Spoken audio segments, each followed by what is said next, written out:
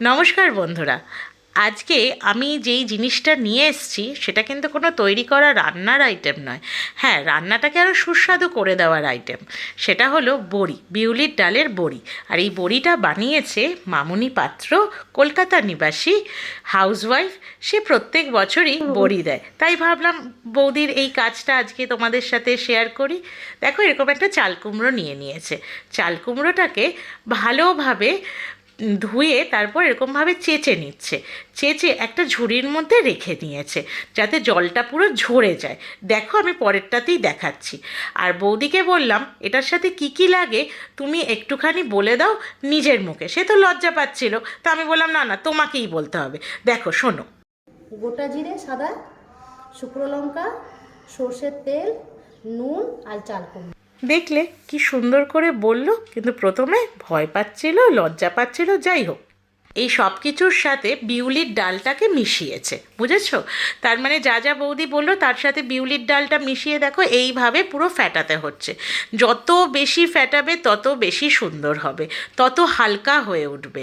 আর এইটা চেক করার জন্য যে বড়িটা ঠিক হয়েছে কি না সেটার আবার প্রসেস আছে। জলের মধ্যে একটুখানি ফেলে দিতে হবে।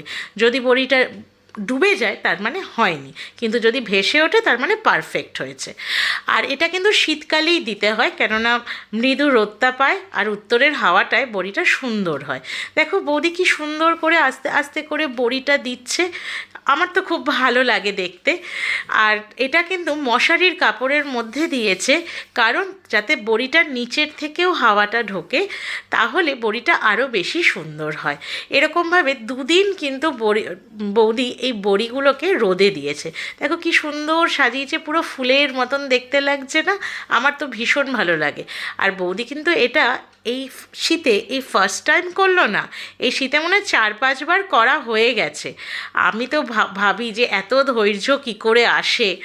যাই হোক, এটা ভীষণ ধৈর্যের কাজ। আর তারপর দেখো কি সুন্দর আস্তে আস্তে করে বড়িগুলোকে খুলছে। আর এটা আমি তো খেয়েছি, ভীষণ টেস্টি। আর সারা বছর রেখে দিলেও কিন্তু নষ্ট হয় না, এত সুন্দর। তা এরকমভাবে দেখো পুরোটা খুলে নিল, কি ভালো লাগছে না দেখতে? তাই তো তোমাদের সাথে শেয়ার করলাম। তারপর বৌদিকে বললাম, বৌদি একটু হাসো তো দেখি বড়িটা নিয়ে, তুমি এত কষ্ট করে করেছো। তো তোমরাও জানিও যে এই যে রান্নাটা এই যে বড়িটা বানানো দেখালো কি সুন্দরভাবে, তোমরা যদি চাও বানিও। এই ভিডিওটাতে যেমন করে বলা আছে সেইভাবেই বানিও, কোনো প্রবলেম হবে না।